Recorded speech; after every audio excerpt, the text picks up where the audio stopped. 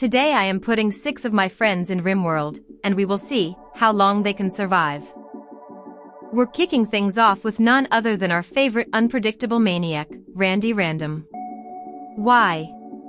Because life doesn't follow a script, and neither will this colony. We're cranking the chaos dial up till losing is fun, because who wants an easy ride when you can have fires, famine, and squirrel attacks all in one day? Alright, let's randomize our world seed a few times. We're looking for something that really feels right for our little group of 6 brave souls. Ooh, gun. Yep, that's the one. Now for our starting location, let's leave it up to fate and hit that random button. And, tropical rainforest. Way better than crash landing in some dusty desert or a frozen nightmare. And here we go, our colony begins. Right as we jump into the game, we see our brave colonists plummeting from the sky in their drop pods like confused rats inside your dirty socks. They step out, stretch their legs, and immediately start wandering around, probably wondering what on earth just happened and where the bathroom is. Now, before they all find a way to die, let's meet our crew, one by one. First up, we've got Ajay. The game starts and he bolts straight for his plasteel knife like he's got unfinished business with a bush. Born into wealth on a desert world, Ajay lived the high life, until it all came crashing down. His family estate was wiped out by a hired attack squad, and just like that, the gourmet meals were replaced with a rat skewer. He spent his childhood surviving in the wastelands, eating rats and sleeping under junk piles. When Ajay grew up, he became a stiletto assassin. He's nimble. He's got perfect memory and is a fast learner. He's tough, too. Oh, and he's bisexual, so love could blossom anywhere, assuming anyone can get past the fact that he's a psychopath. Also, don't expect any artistic masterpieces from him, he's completely incapable of art. Checking AJ's health, we've got problems.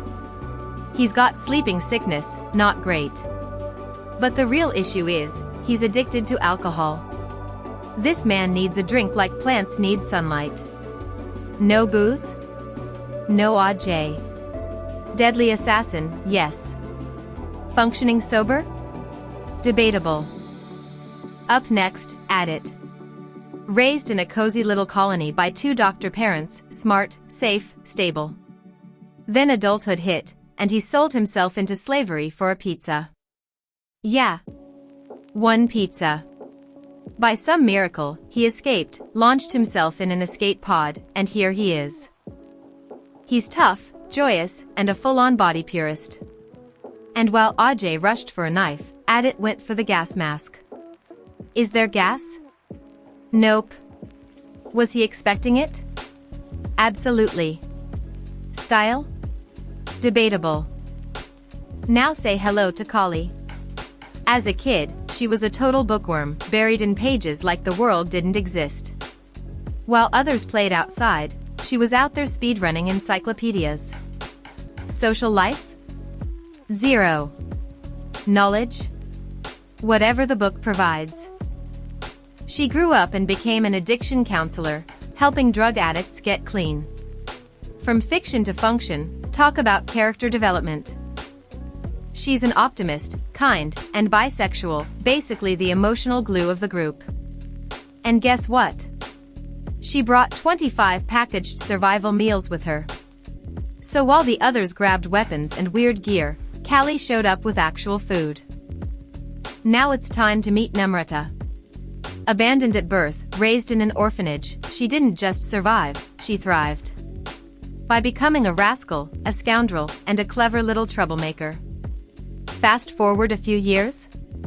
She's rocking a spot in the Special Forces, locked, loaded, and trained to shoot first and ask questions, never. From orphan to operator, don't mess with Namrata. She's got a great memory, never forgets anything, especially grudges. But she's also a misandrist, so men? Maybe keep your distance. And she's very neurotic, which means she'll spot a speck of dirt from a mile away and spiral into panic. But that's not what makes her dangerous. Namrata wields a dark power known as psychic slaughter. With a flicker of thought, she can reduce living, breathing flesh into a twitching pile of twisted meat. Just pure mental carnage. She brought a revolver. So no one better try to provoke her now. Up next, we've got Nandil. As a kid, he was a full-blown athlete, fast, focused, and always winning. Trophies? Plenty. Ego? Deserved. But life had other plans. He grew up and became a plank cutter, spending his days chopping and refining wood like a human sawmill. From gold medals to stacks of lumber, Nandil's journey may not be flashy anymore. He's a hard worker and a fast walker. The catch is he is very greedy. If it shines, he wants it.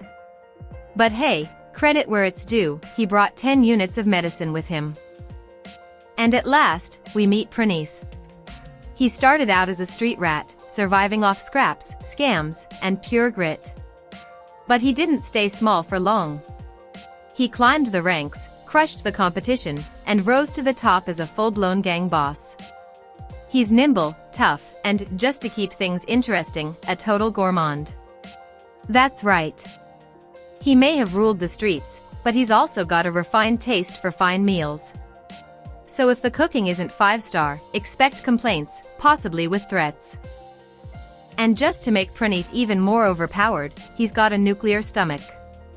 Seriously, the man could eat raw squirrel meat off the floor and ask for seconds. Food poisoning? Never heard of it. But, there's a twist. He's also got dementia. So while he may never forget a meal, he might forget he already ate it 3 times in a row. Thanks to his dementia, when everyone was gearing up to leave, Praneeth marched over to grab his weapons off the table. And proudly came back carrying just the table. No weapons. Just vibes, and a piece of furniture. Praneeth and Ajay, 2 hardened survivors with enough trauma to fill a library, decide to talk about ethnicity. Just a deep, philosophical dive into cultural identity with someone who has dementia. Namrata decided now was the perfect time to test her revolver on a rat. She fired once. Missed. Twice. Missed again. 3 times, still no hit. This was less of a hunt and more of a warning to the jungle. She finally lands a shot and obliterates its right lung. Poor thing went from pest to battlefield casualty. Kali and Ajay have already started eating, because why wait when survival meals are on the floor? Meanwhile, Audit, ever the responsible one in a gas mask, is dragging the fresh rat corpse off the field. No one's sure why he's doing it, but he's doing it with purpose. Maybe he's planning a burial. Maybe dinner. Kali has discovered a fallen monolith. We wonder what it is, and whether it is useful. Ajay looks visibly upset. Turns out, he just spotted a rotting corpse nearby. How did a corpse even get here? No one's died, yet. Maybe it's Audit, who's conveniently avoiding eye contact, still wearing his gas mask. It's finally time to build a home. Everyone's pitching in. Nandil is already deep into chopping wood. The others? Hammering, hauling, and occasionally putting walls in the wrong place. But hey, they're trying. With nightfall creeping in, it's a frantic race to get the walls up, doors on, and a roof over their heads before the jungle starts making night noises. The house is almost done. Kali and Praneeth are building the roofs while everyone else is roaming the jungle. Namrata hauled over a pile of wood to build a simple chair, just one chair. Kali jumped right in, determined to craft it with love, and possibly a screwdriver she found in the dirt. Hours passed. The sun went down, the moon came up, the stars started gossiping. But that chair? Still not done. At this point, they could have just sat on the log it came from. At long last, the chair is done. And as if the chair was some kind of bedtime signal, everyone immediately passed out. All sleeping snug inside the new house. Everyone, that is, except Praneeth. He's outside, sleeping in the dark. Why? Well, let's just say dementia doesn't care about blueprints. The man literally forgot there's a whole house right in front of him. Well, that's a wrap for today. Somehow, all 6 colonists made it through day 1. Well-fed, slightly traumatized, and one of them still wearing a gas mask. But will they survive day 2? Will Praneeth find the door?